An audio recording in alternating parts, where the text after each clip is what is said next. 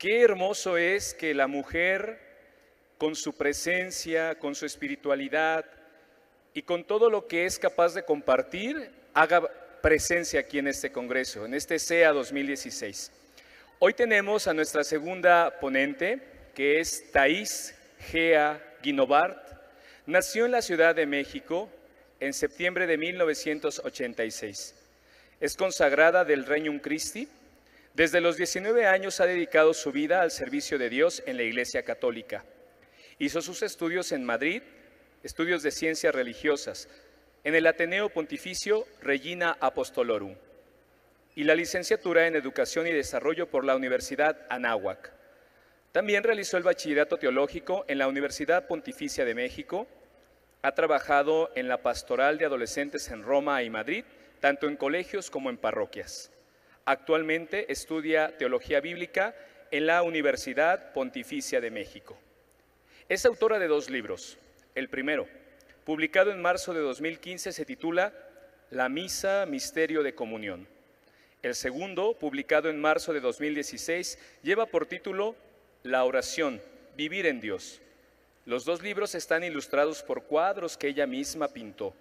El objetivo de los libros es compartir su propia espiritualidad para ayudar a la gente a descubrir el amor de Dios en sus vidas. Imparte conferencias sobre temas de espiritualidad en parroquias o grupos en la iglesia, en concreto acerca de la vivencia de la misa, la misericordia y un taller de oración. Es pintora de arte sacro. Se inició como pintora en el verano de 2014. Ha tomado cursos de pintura y de iconografía.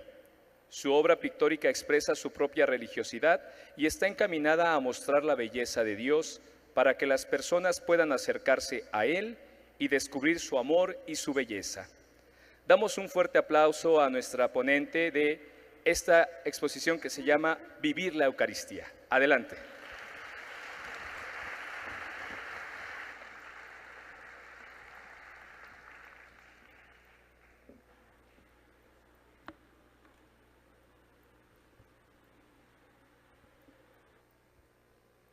Bueno, si les parece bien, empezamos con una oración.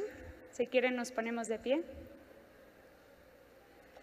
En el nombre del Padre, del Hijo, del Espíritu Santo. Amén. Espíritu Santo, ven a habitar al corazón de cada uno de nosotros. Necesitamos tu presencia, necesitamos tu luz. Ven, Espíritu de sabiduría, y llénanos con la sabiduría de Dios. Haznos descubrir el misterio que se esconde detrás de la Eucaristía. Señor Jesús, don eucarístico para nosotros. Sé la fuente que se derrama en nuestro corazón y nos llena de gracia, de paz y de consuelo. Padre de bondad, Padre de misericordia, hazte presente en nuestras vidas. Llénanos de ti. Haznos ser un templo de tu presencia para irradiar a nuestros hermanos la luz del mismo Dios. Estamos sedientos de ti, necesitados de ti, Señor. Dios te salve María, llena eres de gracia, el Señor es contigo. Bendita eres entre todas las mujeres y bendito es el fruto de tu vientre, Jesús. Santa María, Madre de Dios, ruega por nosotros pecadores, ahora y en la hora de nuestro amor. Amén. Nos podemos sentar. Bueno, pues primero que nada les agradezco mucho la invitación. Es para mí un honor poder estar aquí y poder hablar del amor de la Eucaristía hacia nosotros. El marco del Congreso Eucarístico nos habla de la Eucaristía como centro de la ciudad que nutre de vida sobrenatural los hogares y las calles. Pero para que realmente la Eucaristía pueda nutrir de vida sobrenatural los hogares y las calles, en primer lugar tiene que nutrir nuestra vida, nuestra alma, nuestro corazón. Y entonces sí, en la medida en que la Eucaristía se haga en nosotros una sola cosa y que nosotros podamos ser Eucaristía para los demás, entonces sí, nuestra ciudad y nuestros hogares tendrán como centro la Eucaristía.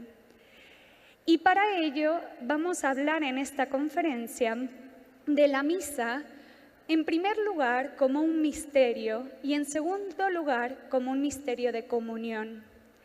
Esta conferencia está basada en un libro que yo escribí que se llama La Misa, Misterio de Comunión, vivir la misa desde el corazón. Yo hablo de la palabra misterio desde esta perspectiva. Cuando nosotros nos acercamos a la celebración eucarística, tenemos que ser conscientes de que entramos dentro del misterio de Dios, en el sentido de que Dios rompe nuestros esquemas. A veces nosotros estamos esperando un Dios majestuoso, un Dios poderoso, un Dios como lo esperó Elías en el Monte Carmelo, que pasa el huracán, el terremoto, el fuego, y no estaba ahí Dios. Dios estaba en una brisa suave. Entonces, cuando nosotros nos acercamos a la Eucaristía, tenemos que ser conscientes de que Dios se ha hecho sencillo, se ha hecho accesible, se ha hecho una hostia pura y blanca. Y entonces escuchamos las palabras que Jesucristo mismo le dijo a San Pedro, ¿no? Tú piensas como los hombres, no piensas como Dios. Dios quiere mostrarnos su verdadera sabiduría y hacernos descubrir en la Eucaristía su propio misterio. Y aunque Dios es verdad que es en cierto sentido misterioso, porque la Eucaristía es el sacramento más sensible, es donde vemos a Dios, tocamos a Dios, nos alimentamos de Él, pero sigue velado detrás de las especies del pan y del vino, siempre nos pide el salto de la fe. Pero a pesar de que Él nos pide la fe, de que Él es Dios, que es el trascendente, se ha hecho accesible a nosotros. Se ha hecho, y como dice la segunda palabra del título del libro, comunión. Él ha querido venir para hacerse una sola cosa con nosotros. Yo elegí la palabra comunión en el sentido de una unión íntima con Él, ¿no? Que viene a nuestra alma, que viene a nuestro corazón para unirse en intimidad con nosotros. Y entonces la misa tiene que ser encuentro. Si pasa la media hora, los 45 minutos, la hora y cuarto según la homilía del sacerdote, nosotros terminando la misa tenemos que preguntarnos a nosotros mismos, yo durante este tiempo me he encontrado con alguien, porque si la misa no ha sido encuentro, se convierte en un ritual muy bonito, con unos hermosos cantos, en una hermosa iglesia, con unas palabras bellísimas del sacerdote. Pero si no es encuentro, si no es diálogo con Dios, entonces la misa no cubre todo su significado y su sentido. Y el encuentro no es solo en la comunión sacramental. La comunión sacramental quizás es un momento en donde íntimamente nos unimos con Dios y le pedimos por nuestras necesidades. Pero no es solo ese momento, toda la misa tiene que ser diálogo. En todo momento estoy, obviamente no un diálogo de palabras, sino que es un diálogo del corazón. Estoy abriendo mi alma, me estoy abajando, me estoy entregando, me estoy uniendo, estoy dejando que Dios se me dé. Es un movimiento del alma que continuamente se está relacionando con ese Dios que se ha querido hacer accesible a nosotros en la Eucaristía. Pero para que la misa sea encuentro, para que la misa sea diálogo, es necesario lo que dice el subtítulo del libro, vivir la misa desde el corazón. El corazón desde la perspectiva de la mentalidad hebrea, es decir, el centro de la persona.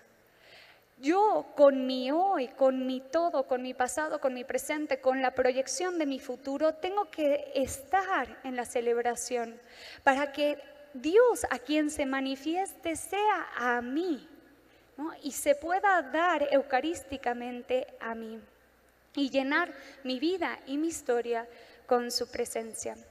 Entonces, la conferencia que vamos a tener ahora es para acompañarles y ayudarles a tener ciertas actitudes durante toda la celebración para que la misa sea un misterio, pero un misterio de comunión. Vamos a recorrer algunas partes de la misa, no es exhaustiva, sino que elegí algunas partes que quizás son las partes que más, desde mi perspectiva, se pueden convertir en espacio de encuentro. Entonces, en la primera en que nos vamos a centrar es el acto penitencial. Vamos a utilizar también imágenes, estas imágenes las pinté yo y también ilustran el libro y quieren ser también una herramienta para que nosotros podamos visualmente entender qué tipo de actitud hay que tener en cada uno de los momentos de la misa. El primero es el acto penitencial. El acto penitencial empieza con estas palabras: para celebrar dignamente estos sagrados misterios, reconozcamos nuestros pecados. Cuando nosotros pensamos en dignidad, ¿no?, en nuestra cultura, pues nos parece algo bien presentado, ¿no?, limpio, sí, bien con respeto, ¿no?, que habla decentemente. Sin embargo, ya desde el inicio la Iglesia nos rompe los esquemas porque nos pregunta: ¿tú eres digno para esta celebración? Y a continuación nos pide que nos reconozcamos pecadores. Entonces, ¿cómo puede ser que yo pueda ser digno de esta celebración cuando me reconozco sucio, cuando me reconozco pequeño, cuando me reconozco pecador? Y entonces nos muestra que la primera actitud en la celebración eucarística es de la persona que entiende que solamente el que está enfermo necesita de un médico. Que Jesucristo ha venido no a salvar a los justos, sino a los pecadores. Que si nosotros llegamos con la cabeza en alto: ya vengo aquí, Señor, después de haber estado en el Congreso Eucarístico, porque vengo a demostrarte cuánto te quiero, pues esa persona puede darse la media vuelta y regresarse a su casa, porque ya es digno, ¿no? Ya es justo, ya Él es santo por sí mismo. Sin embargo, lo que la Iglesia nos pide es entrar a la celebración conscientes de nuestra pequeñez y de nuestra debilidad, porque solo así Dios se puede relacionar con nosotros. Y entonces yo les invito a tener en el acto penitencial una actitud de un alma postrada. Hay que postrar nuestra alma ante el Señor. Nosotros vivimos circunstancias en donde tocamos nuestra pequeñez, una enfermedad física, ¿no? Qué difícil es cuando mi cuerpo no me responde, o una enfermedad psicológica que no me puedo levantar por la mañana porque no tengo fuerza, o de un ser querido, la muerte de un ser querido que experimentas y dices: pero ¿cómo puede ser que esa persona ya no exista? Qué pocos somos, qué débiles somos. O lo que está derivado del pecado, ¿no? Yo estoy en un pecado en el cual no puedo salir. Quisiera vivir en gracia, quisiera vivir en Dios, pero no puedo. O la debilidad moral, ¿no? Es decir, quiero ser más paciente, quiero ser más fervoroso, y no puedo, ¿no? Entonces, esta experiencia de limitación, esta experiencia de la pequeñez nos tiene que llevar al encuentro con Dios. Pero no siempre es así, porque a veces las circunstancias de pequeñez y de limitación puede ser lo que más nos separe de Dios. ¿Por qué permitiste esta enfermedad? ¿Por qué te llevaste a mi hijo? ¿Qué actitud nos puede ayudar a convertir todas esas experiencias de pequeñez y limitación en encuentro con la misericordia? Si ustedes se encuentran a ustedes mismos encerrados en sí mismos, es que de verdad yo nunca voy a cambiar, o sea, no puede ser que sigo enojándome con mis hijos, sigo siendo impaciente, Esos remordimientos de conciencia no sirven de nada, nos llevan a la desesperanza. La única razón de ser del remordimiento de conciencia es hacernos saltar a la misericordia de Dios. ¿Te das cuenta, Señor, qué pequeño soy? ¿Te das cuenta que lo he intentado una y otra vez y no puedo? Dame tu gracia, Señor. Y entonces hay que aprovechar todas esas circunstancias para hacerlas un trampolín que nos haga saltar al seno de la misericordia de Dios. Y entonces, si yo soy perfecto, si yo nunca me equivoco, si yo nunca caigo, no necesito de Dios. En cambio, si yo constantemente hago la experiencia de mi pequeñez, entonces llego al acto penitencial sediento. Yo necesito estar debajo de esa fuente de la misericordia, porque si no, yo no puedo vivir. Y a mí me gusta mucho decir esto, la vida cristiana no es de héroes, es de aquellos que han sabido ponerse debajo de la cascada de la misericordia. Y entonces el acto penitencial se vive con esa actitud de un alma postrada, como les decía. Y el que vive con un alma postrada, vive en su verdad, pisa suelo firme. Porque si nosotros no nos consideramos criaturas pequeñas y pecadoras, construimos nuestra casa sobre una arena que es una mentira. Y antes o después vendrán los vientos. Nosotros tenemos que construir nuestra vida sobre roca, y nuestra roca es nuestra verdad de pequeñez unida a la verdad de la misericordia de Dios. ¿Por qué? Porque la realidad de la pequeñez fue iluminada por una verdad mayor. Nosotros no solo somos criaturas, nosotros somos hijos de Dios que es Padre. Y el amor de un padre es un amor oblativo, es un amor activo que se da totalmente a los hijos. Y el amor de los hijos no es así, es distinto, es un amor pasivo, acogen el amor de sus padres. Qué duro es para un padre de familia escuchar esto de sus hijos: yo a ti no te necesito. Esa es la relación que nos está invitando Dios. Cuando nosotros nos sabemos pequeños, nos sabemos limitados, en el fondo nos sabemos hijos y somos los eternos amados del Padre, y el Padre es el eterno amante. Entonces les voy a leer una oración del libro para que ayude a entender mejor cómo vivir el acto penitencial.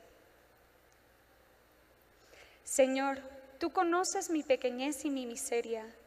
Tú sabes cuánto busco ser el dueño y señor de mi vida. Mira que lo he intentado una y otra vez y no puedo. No soy capaz de abrirme a tu gracia. Sé tú quien abra mi corazón. No puedo darte nada, no poseo nada. Lo único que te puedo dar es darme a mí mismo. Recíbeme pequeño, pobre, débil, pecador, en el seno de tu misericordia.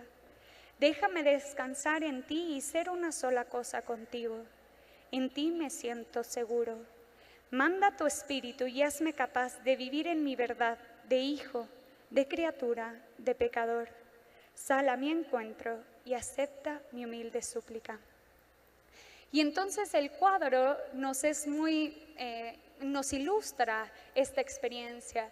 Es una persona que se postra ante Dios, pero que no tiene su alma cerrada, tiene las manos abiertas, que suplican la misericordia de Dios, porque la experiencia de la pequeñez sin la misericordia es la destrucción, es la desesperanza.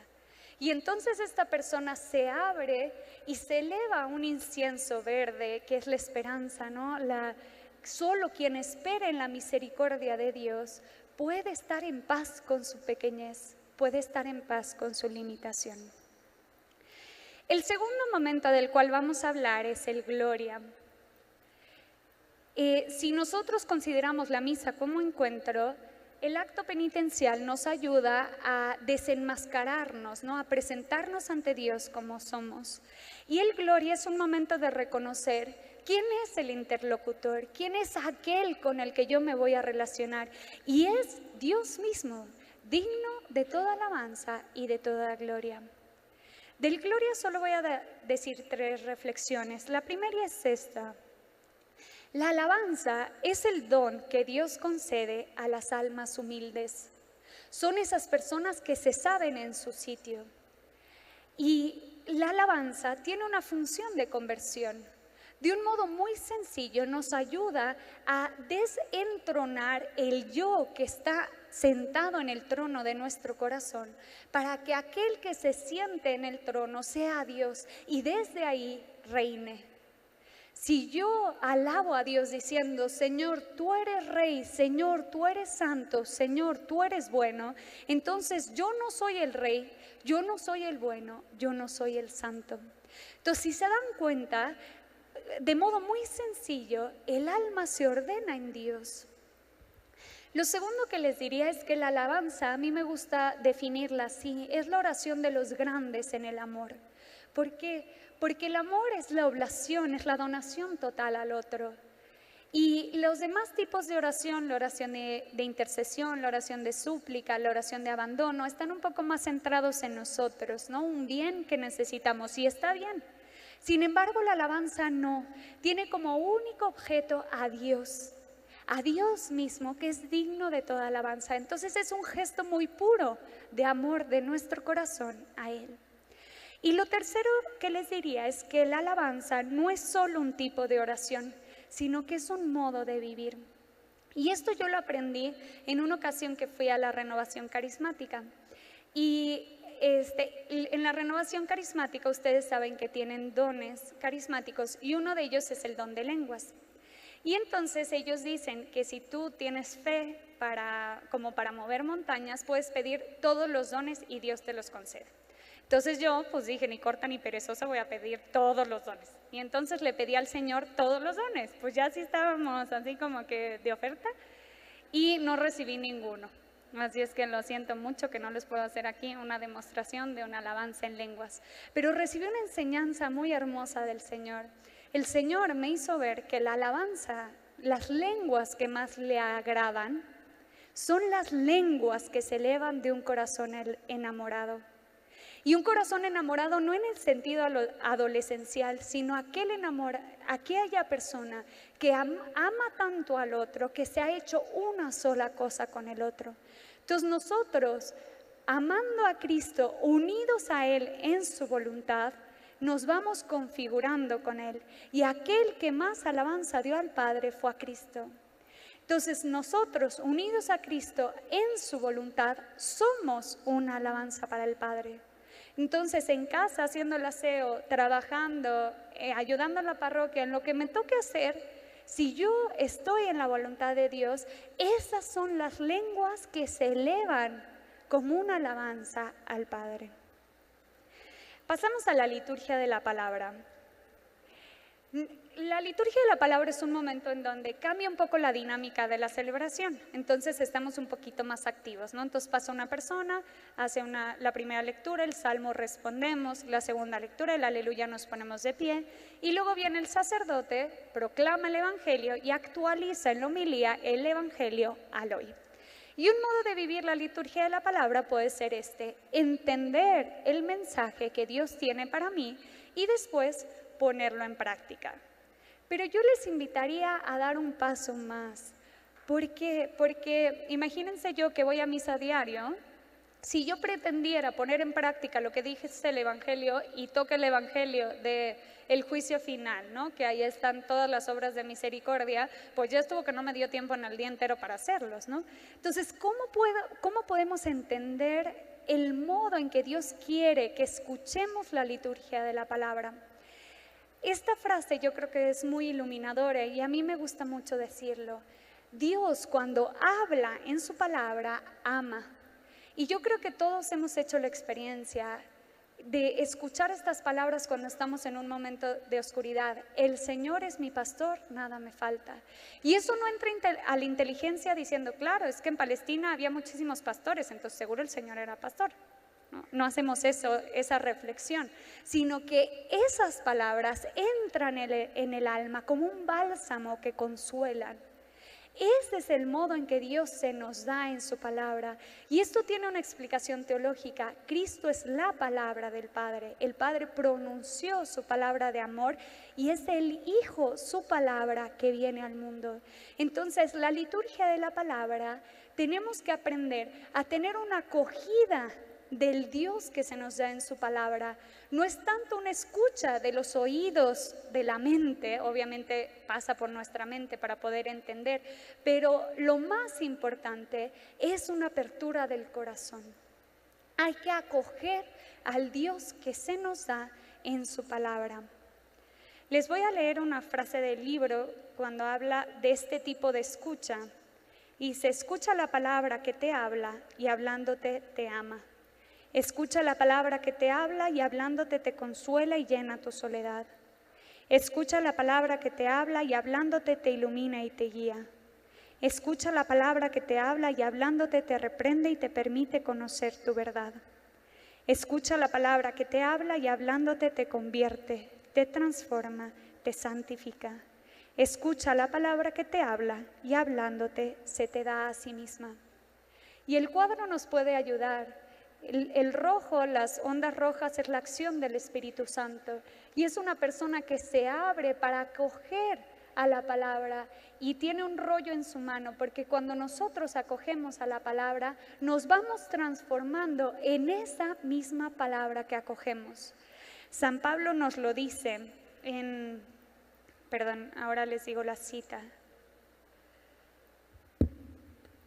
Nos dice en 1 Tesalonicenses 2:13, al recibir la palabra de Dios que os predicamos, la acogisteis, no como palabra de hombre, sino cual es en verdad, como palabra de Dios, que permanece operante en vosotros los creyentes.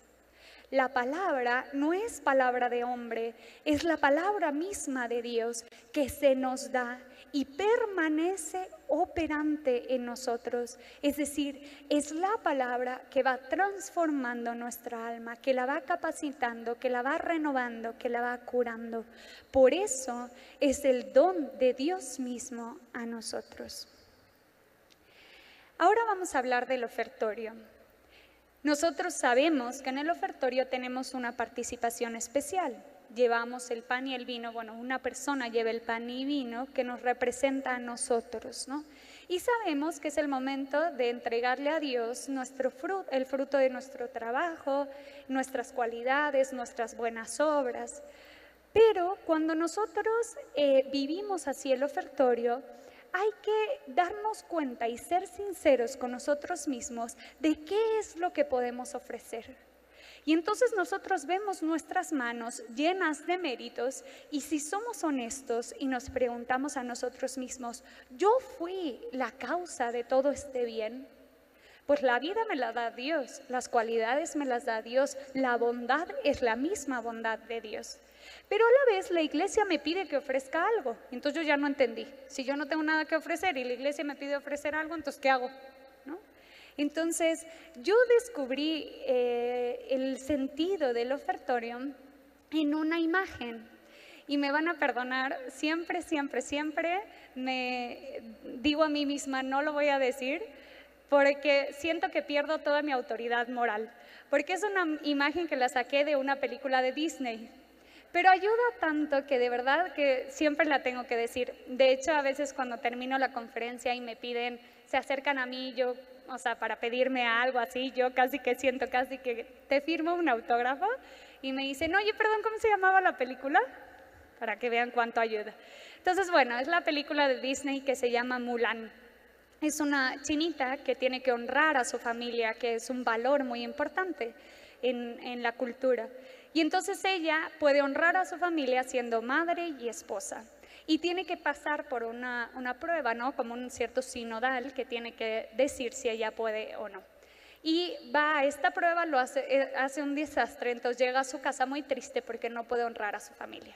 Estalla la guerra y un familiar de cada casa, un hombre de cada casa tiene que ir a la guerra y ella era hija única, entonces tiene que ir su padre. Y entonces ella de noche le roba la armadura, se viste de hombre y se va a la guerra. Entonces en la guerra pasan muchas cosas y gracias a ella se vence la guerra. Y entonces regresa a su casa después de la guerra y esta es la escena que quisiera que si alguien ha visto la película la trayera a la mente y si no, pues véanla. Le voy a pedir a Disney regalías porque tanta gente que ha visto la película. Entonces, es un momento en donde el papá de Mulan está sentado al lado de un árbol que está cayendo la última flor que la representa a ella. Y entonces llega Mulan, él está muy triste porque no está Mulan. Y entonces llega Mulan y le acerca a su padre 2 dones. Le trae la espada del enemigo y el medallón del emperador. Y entonces el padre agarra los dones, los pone a un lado. Le dice esta frase, Padre, traigo estos dones para honrar a nuestra familia. Y entonces el papá pone a un lado la espada, pone a un lado el medallón, se arrodilla, la abraza y le dice, el honor más grande es tenerte a ti como hija. Ese es el ofertorio. Nosotros llegamos con nuestra espada del enemigo, Señor, vencí a la tentación y el medallón del emperador. Aquí están todas mis buenas obras. Y el Señor las pone a un lado, nos abraza y nos dice, el honor más grande es tenerte a ti como hijo. ¿Y qué es ser hijo? El acto penitencial. El hijo es el que es pequeño, es el que es débil, es el que es vulnerable. Y entonces entendemos ese hermosísimo salmo, el Salmo 50, el Miserere. No quieres sacrificios ni holocaustos. Así somos a veces. Señor, yo por ti lo que sea. O sea, el holocausto era quemar a la víctima. A mí que me quemen, Señor. Y Dios, para. Si yo lo único que quiero es a ti, te quiero a ti mismo. Entonces dice, un corazón quebrantado y humillado, tú, Señor, no lo desprecias. Y entonces, si entendemos así el ofertorio, entramos en la verdadera relación con Dios, porque si lo entendemos del otro modo, parecería que nosotros nos tenemos que ganar el amor de Dios, tenemos que merecer el amor de Dios, y eso es lo más contrario a la revelación. Dios ama de modo incondicional. Lo que quiere de ti es la total entrega de tu corazón pequeño, pobre y débil. Entonces vamos a leer la oración del ofertorio.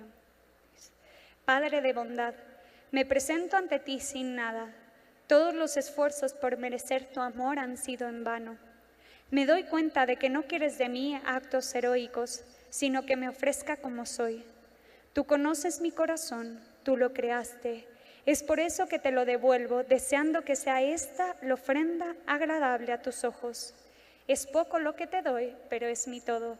Acéptalo porque eres bueno y misericordioso. Y pasamos a la consagración. La consagración es un momento como muy solemne, ¿no? Muy fervoroso. De hecho, es donde se experimenta como el mayor fervor en la iglesia.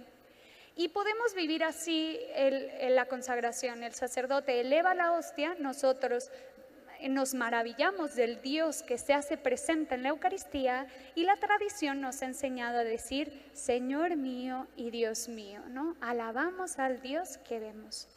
Sin embargo, yo les invito a ir más allá, a ir más adelante. Entiéndanme bien esto, pero si nosotros vivimos así la consagración, nos podemos encontrar a nosotros mismos observando y maravillándonos de Dios, sí, pero un poquito espectadores, anclados en nuestro yo. ¿Cómo podemos vivir la consagración para que sea encuentro también? Y vamos a utilizar la imagen. Si la ven, es un sacerdote que eleva la Eucaristía y al lado de la Eucaristía hay un corazón. Ese corazón tiene que ser el nuestro. Estamos llamados a unirnos a Cristo espiritualmente que se ofrece en el altar. Y el fruto de esa unión es la unión en sí misma. La vida es un caminar hacia el cielo. ¿Y qué es el cielo? El abrazo eterno con el Padre, la unión íntima con el Padre. Y Dios nos concede en la consagración el don de los dones, el don de su unión íntima. Y entonces es un modo de entender el hecho de que la misa es el cielo en la tierra, porque ya vivimos en cierta manera esa plenitud de unión que será en la vida eterna. Pero Dios, que es la vida, que vivifica, que fecunda, que da vitalidad, no nos deja indiferentes cuando nosotros nos unimos a Él y nos da 3 dones. El primero está representado con las ondas rojas del lado derecho del cuadro, que es la acción del Espíritu Santo. Ese primer don es la santificación. Cuando el sacerdote eleva la hostia, no lo hace porque dice, ay, ¿ven todos? ¿El de atrás se las eleva un poquito más? No, muestra el sacrificio incruento de Cristo que realizó de manera cruenta en la cruz. Entonces, esa entrega total de Cristo al hombre. Y si nosotros nos unimos a Cristo, no nos unimos tampoco para hacer fiesta, nos unimos para morir junto con Él. ¿Y qué es morir? El acto penitencial. Es reconocer que yo no tengo el protagonismo, es vaciarme de mi yo, de mí mismo, y decir, es Dios el que me santifica. Y entonces en esa unión del costado herido de Cristo que brota la sangre y el agua, esa sangre y agua se une a nuestro corazón, llena nuestro corazón y es esa gracia lo que nos va santificando. Lo segundo está manifestado con esa agua que se derrama debajo de las manos del sacerdote y es la fecundidad. La misa son las bodas del Cordero con su iglesia. Es Cristo esposo que se da totalmente a la iglesia, a su esposa la acoge y la fecunda, le da vida. Nosotros estamos llamados a dar vida a nuestros hermanos los hombres. ¿Y cómo podemos dar la misma vida de Dios? En esta unión.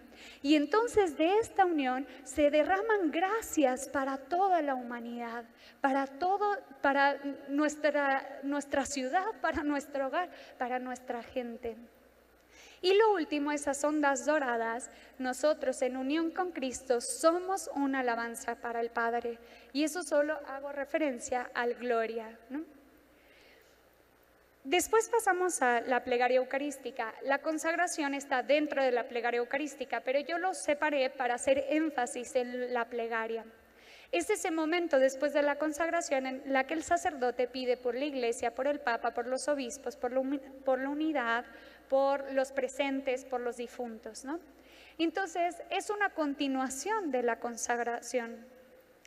Lo voy a explicar con el cuadro. Si se dan cuenta, el cuadro tiene una cruz y de la cruz hay un costado de donde brota la sangre de Cristo.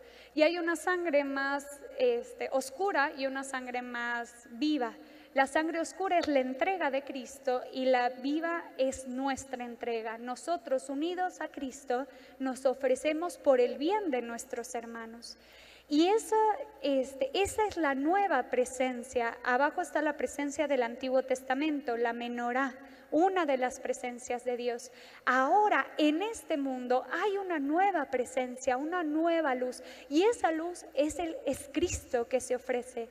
Y esa es la luz que no podemos poner debajo del celemín, sino sobre el altar para que ilumine la oscuridad del mundo.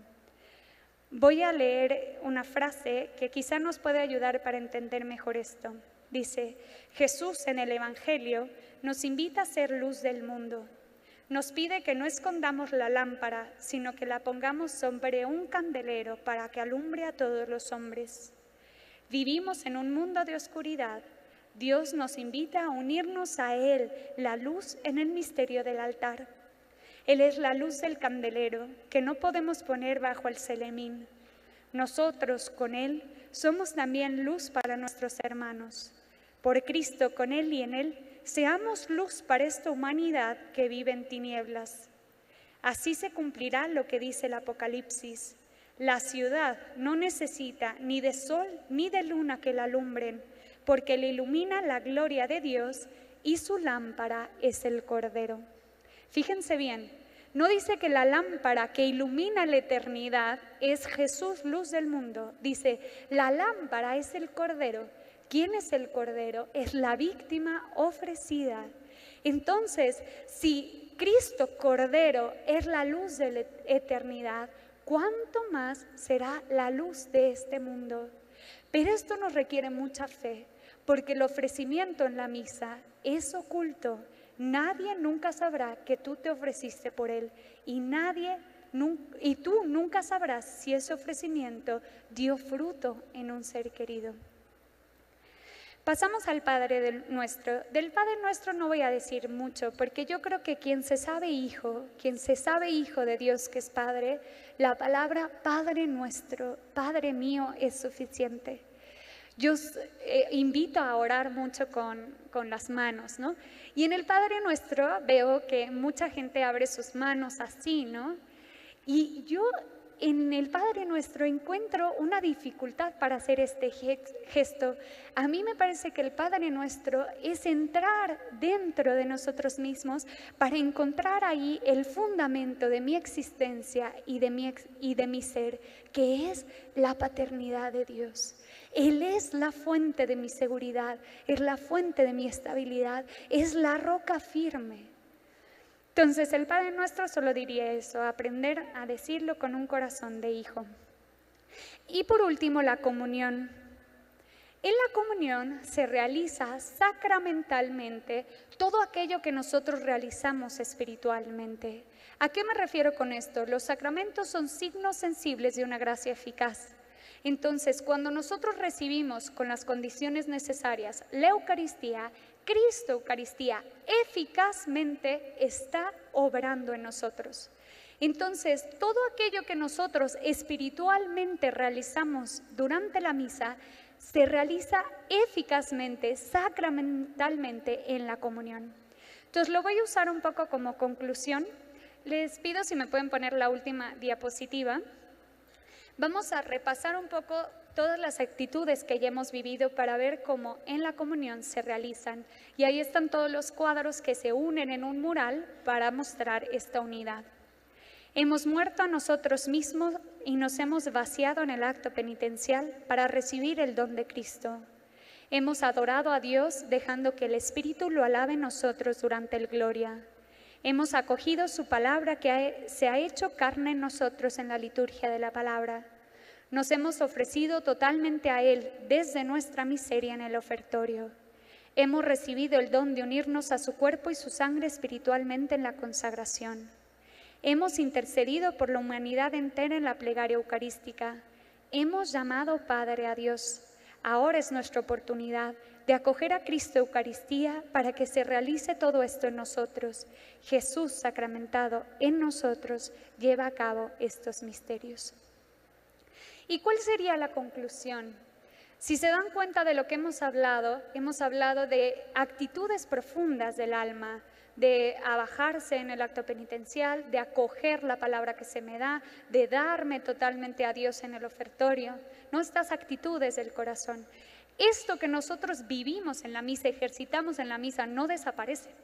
Y entonces nuestra vida es una continuación de la misa.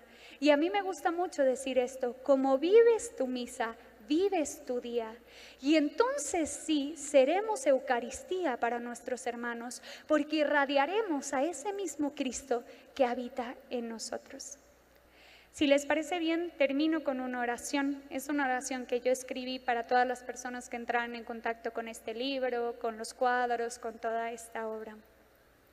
Espíritu Santo, mira a tus hijos que desean vivir más profundamente la misa. Ilumina su inteligencia con el don de la sabiduría y desvela el misterio que se esconde detrás de los signos sacramentales. Infunde tu espíritu en su corazón para que se abran a tu gracia y reciban los dones que quieres concederles. Llénalos de tu espíritu de amor para que durante la celebración eucarística se entreguen a Cristo ofreciéndoles sus vidas desde su pequeñez. Concédeles el don de la unión íntima con Jesús, que les permita hacer una ofrenda de alabanza agradable al Padre. Obtén de ellos que se ofrecen junto con Cristo en el altar las gracias necesarias para el bien de nuestra amada Iglesia y de la sociedad entera, tan necesitada de la misericordia divina. Amén. Muchas gracias.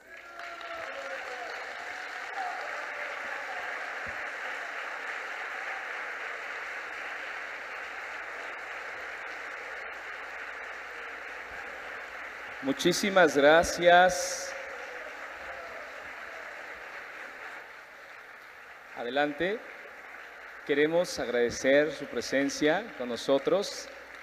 Qué importante es la presencia de la mujer en nuestro Congreso Eucarístico, en la Iglesia también. Valoramos muchísimo. Thais, muchas gracias por tu conferencia de Vivir la Eucaristía. Le vamos a pedir a Jesucristo que nos transforme nuestra alma para que seamos ejemplo vivo de nuestra fe y que seamos amor para todas las gentes que nos rodean. Te estamos entregando el libro la película del Gran Milagro y Crónica de un Milagro Eucarístico.